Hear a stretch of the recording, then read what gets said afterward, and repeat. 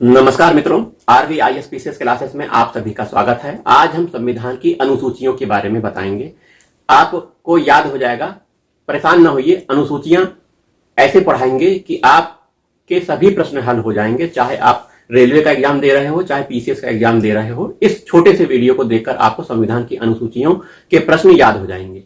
चलिए शुरुआत करते हैं। भारतीय संविधान में जब मूल संविधान बना था तो 8 अनुसूचियां थी। धीरे धीरे अनुसूचियों की संख्या बढ़ती गई, अब 12 अनुसूचियां हो गई हैं। इन्हीं 12 अनुसूचियों में क्या क्या विषय रखे गए हैं, क्या क्या मूल बातें हैं, वो हम बताने जा रहे हैं। तो संविधान के प्रारंभ में कितनी अनुसूचियां थी? मूल संविधान में 8 अनुसूचियां थी, बाद में 4 अनुसूचियां और जोड़ी गई हैं संविधान को संशोधन करके। तो इस समय वर्तमान में 12 अनुसूचियां हो गई हैं। तो हम प्रथम अनुसूची से लेकर 8 अनुसूची तक, फिर 8 के बाद 12 अनुसूची तक बताएंगे। तो प्रथम अनुसूची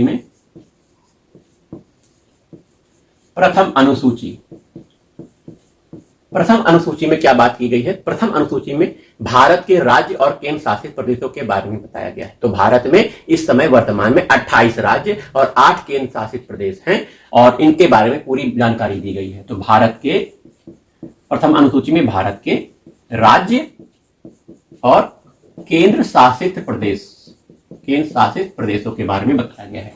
वहीं द्वितीय अनुसूची क्या है? द्वितीय अनुसूची में आपका जो भारत के विशिष्ट प्राधिकारी मतलब अधिकारी हैं, जैसे प्रधानमंत्री, राष्ट्रपति, CAG हो गया, सुप्रीम कोर्ट के जज हो गए, इन सब लोगों के वेतन के बारे में बताया गया है। वेतन, इनका वेतन कितना होगा, वेतन किस पर भारित होगा, ये सब बातें द्वितीय अनुसूची में बताई गई हैं। किसका वेतन है? भारत के विशिष्ट प्राधिकारी लोगों के वेतन के बारे में बताया गया है। वहीं तृतीय अनुसूची, तीसरी अनुसूची की मुख्य बातें क्या हैं? तृतीय अनुसूची में भारत के विशिष्ट अधिकारी प्राधिकारी लोग जो हैं, उनके नियुक्ति के बाद शपथ के बारे में प्रावधान किया गया है। शपथ का वर्णन किया गया है। शपथ तीसरी अनुसूची में है, याद रखिएगा। शपथ, ठीक है। वहीं चतुर्थ अनुसूची क्या है? आइए चतुर्थ अनुसूची के में जानते हैं। चौथी अनुसूची में राज्यसभा की जो सीटें हैं उसके बारे में बताया गया है। राज्यों से राज्यसभा में कितने सीटें, केंद्र शासित प्रदेश से राज्यसभा में कितनी सीटें हैं, तो राज्यसभा की सीटों के बारे में बताया गया है चौथी अनुसूची में। ये कैसे भरी जाएंगी? राज्यों से कितनी सीटें अलॉट है राज्यसभा के लिए, केंद्र शासित प्रदेश से कितनी सीटें अलॉट है राज्यसभा के लिए। तो चौथी अनुसूची आपने देखी। अब पांचवी अनुसूची हम आ जाते हैं। पांचवी अनुसूची में भारत में के संपूर्ण क्षेत्र में अनुसूचित जाति SC, अनुसूचित जनजाति के प्रशासन के बारे में विस्तार से दिया गया है। पांचवी अनुसूची में संपूर्ण भारत के अनुसूचित जाति, अनुसूचित जनजाति के प्रशासन के बारे में बताया गया है। पांचवी अनुसूची के बाद छठवीं अनुसूची में संपूर्ण भारत, पांचवी अनुसूची में बताया गया था। छठवीं अनुसूची में संपूर्ण भारत नहीं है। छठवीं अनुसूची में SC ST का प्रावधान तो किया गया है, विशेष जनजातियों का प्रावधान किया गया है, उसके प्रशासन के बारे में प्रावधान किया गया है। लेकिन कुछ क्षेत्रों में क्षेत्र यहां निर्धारित कर दिए गए हैं। वो क्षेत्र हैं AMTM, अर्थात असम। A से असम याद कर लीजिए, M से मेघालय, T से त्रिपुरा और M से मिजोरम। तो असम, मेघालय, त्रिपुरा, मिजोरम के अनुसूचित जाति, अनुसूचित जनजाति लोगों के प्रशासन के बारे में छठवीं अनुसूची में प्रावधान किया गया है। अब आइए सातवीं अनुसूची। सातवीं अनुसूची, जैसे सातवीं अनुसूची लिखा है तो इसमें भी भारत में जो विषय आप जानते हैं, कुछ विषय केंद्र सरकार उस पर कार्य करती है, कुछ विषयों पर राज्य सरकार कार्य करती है, कुछ विषयों पर दोनों सरकारें काम करती हैं। तो विषयों के बारे में वर्णन सातवीं अनुसूची में किया गया है और इसी सातवीं अनुसूची में संघ सूची बना दी गई है। संघ सूची में सम्मिलित विषयों पर कानून बनाने का अधिकार संघ सरकार को होगा। संघ सरकार संघ सूची के विषयों पर कानून बनाएगी, संघ सूची। वहीं राज्य सूची पर राज्य सरकारें कानून बनाएंगी। वहीं समवर्ती सूची में दोनों सरकारें कानून बनाएंगी। यदि एक ही विषय पर दोनों सरकारें कानून बना लेती हैं तो कौन सा कानून लागू होगा? संघ सरकार का कानून लागू होगा। तो 7वीं अनुसूची में संघ सूची, राज्य सूची और समवर्ती सूची के विषयों का वर्णन किया गया है। तो 7 अनुसूची आपने पढ़ ली। अब हम 8वीं अनुसूची के बारे में बताएंगे। 8वीं अनुसूची में क्या प्रावधान किया गया है? 8वीं अनुसूची में भाषाएं दी गई हैं। संविधान जब बना था,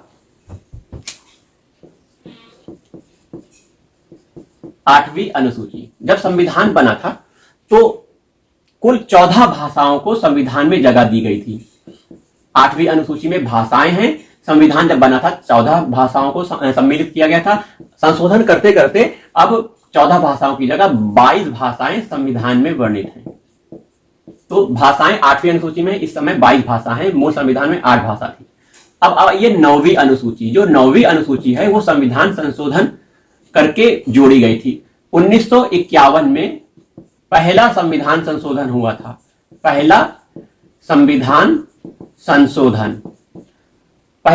संशोधन करके 9वीं अनुसूची को जोड़ा गया। 9वीं अनुसूची में उस समय जो भूमि सुधार और भूमि का बंटवारा, जैसे कि किसी के पास भूमि बहुत ज्यादा है और गरीब के पास कोई भूमि नहीं है, तो उस व्यक्ति अमीर व्यक्ति से भूमि लेकर और गरीब व्यक्ति को भूमि देना, जिससे वो अपना आय प्राप्त कर सके, उसका आर्थिक विकास हो सके। इस तरह के कानून लाने के लिए सरकार ने 9वीं अनुसूची बनाई थी। उसमें मूल बातें ये थी कि 9वीं अनुसूची में यदि कोई सरकार कानून को इसमें डाल देती है, उस विषय को 9वीं अनुसूची में डाल देती है, तो उस पर कोई समीक्षा नहीं होगी, कोई उस विषय को लेकर अदालत में की शरण में नहीं जा सकता है।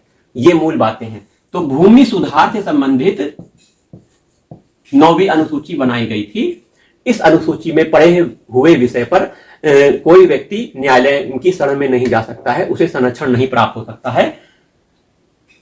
तो 9वीं अनुसूची होगी। अब 10वीं अनुसूची 1985 में बनी थी। और संविधान संशोधन कौन सा था? 52वां संविधान संशोधन। 52वां संविधान संशोधन करके 10वीं अनुसूची बनाई गई थी, जो कि दल बदल कानून के बारे में है। दल बदल अर्थात उस समय बहुत से लोग चुनाव तो जीत जाते थे, सरकार बन जाती थी, लेकिन कुछ विधायक या सांसद अपनी पार्टी को छोड़कर दूसरी पार्टी में चले जाते थे, तो ऐसे में वो सरकार गिर जाती थी। ऐसा बहुत कुछ चलता था। तो दल बदल कानून बनाने से जो विधायक या सांसद इधर से उधर चले जाते हैं, उन पर लगाम लगाना संभव हो सका था। 10वीं अनुसूची में इसका वर्णन किया गया है। 1985 में 52वां संविधान संशोधन 52 करके दल बदल कानून लाया गया। अब 11वीं अनुसूची आप देखिए, जो 11वीं और 12वीं अनुसूची ये लाया गया था। संविधान संशोधन 1992 संसद में पेश किया गया और 1993 में ये पास हुआ। वही 12वीं अनुसूची में भी 1992 में यह संविधान संशोधन संसद में लाया गया और 1993 में पास हुआ। यह ग्रामीण क्षेत्रों में पंचायतों को अधिकार देता है कि पंचायतों के गठन, उसका कार्य करने की क्षमता, उनकी संरचना आदि के बारे में 11वीं अनुसूची में बताया गया, जिसमें 29 विषय दिए गए हैं पंचायतों को। 29 विषयों पर ये अपना कार्य करते हैं। वहीं नगर प्रशासन के संबंध में संविधान संशोधन तो हमने बताया ही नहीं। ये 73वां संविधान संशोधन ऊपर वाला है और नीचे वाला 12वीं अनुसूची में जो हुआ था वो 74वां संविधान संशोधन हुआ था 1992-93 में। 74वां और 73वां संविधान संशोधन, ठीक है। तो नगर प्रशासन के बारे में 74वां संविधान संशोधन बताता है और इसमें 18 विषयों को सम्मिलित किया गया है। 18 विषय 12वीं अनुसूची में नगर प्रशासन से संबंधित है, 29 विषय पंचायतों से संबंधित है, जो कि 1992-93 में 73वें संविधान संशोधन से 11वीं अनुसूची जोड़ी गई थी। तो इस तरह आपने 12 अनुसूची पढ़ ली। उम्मीद करते हैं कि यह वीडियो आपको अच्छा लगा होगा। चलिए मिलते हैं अगले वीडियो में। नमस्कार।